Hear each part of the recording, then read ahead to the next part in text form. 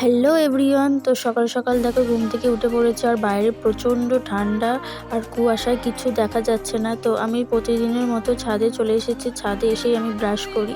আমার ভালো লাগে এই সকালবেলা ঘুম থেকে উঠে ছাদে আসতে। আর চারপাশটা দেখো পুরো কুয়াশায় ঢেকে গেছে। বিশেষ করে দূরের জিনিস তো কিছু সেইভাবে দেখাই যাচ্ছে না। আমার ফোনেতে তবুও অনেকটাই পরিষ্কার দেখাচ্ছে, কিন্তু এতটাও পরিষ্কার ছিল না, অনেকটাই কুয়াশা ছিল। আর ওই যে বাঁধের রাস্তা, আমাদের বাড়ির সামনেই একদম বাঁধ আছে, দামোদর নদীর বাঁধ। তো ওই বাঁধ দিয়েই আমি সোজা পড়াতে যাই। তো বাঁধেতে বিশেষ করে বেশি ঠান্ডা থাকে, যেহেতু নদীর আবহাওয়াটা আছে।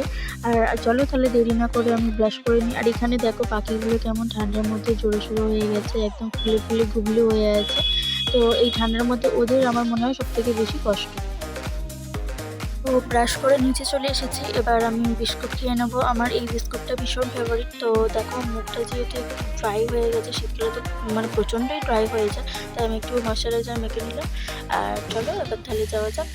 তো দেখো মাওবাদীর মতো আমি কিন্তু সেজে নিয়েছি। আর তোমাদের বলছিলাম বাঁধে বেশি ঠান্ডা থাকে। তো দেখো চারিদিকে কুয়াশাটার কি অবস্থা। তো নদীর ওপার পর্যন্ত কিছুই দেখা যাচ্ছে না, সাদা হয়ে গেছে চারিদিক।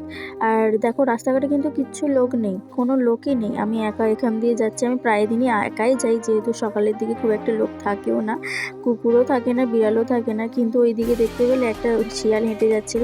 তো দেখো পড়া হয়ে গেছে, পড়ার পরেও আমি যখন আসছি, ছুটির সময় 9টা বাজে এখন, তবুও কুয়াশা কিন্তু একটুও কমেনি। তো এই ঠান্ডার মধ্যে আজকে ওয়েদারটা ভীষণই খারাপ ছিল। তো এই ঠান্ডার মধ্যে তো আমরা শুধুমাত্র পড়তে যাই বা পড়াতে যাই সামথিং, কিন্তু মায়েরা যে এত ঠান্ডার মধ্যে উঠে কাজ করে, কিভাবে করে সেটা মায়েরাই জানে। Goodbye.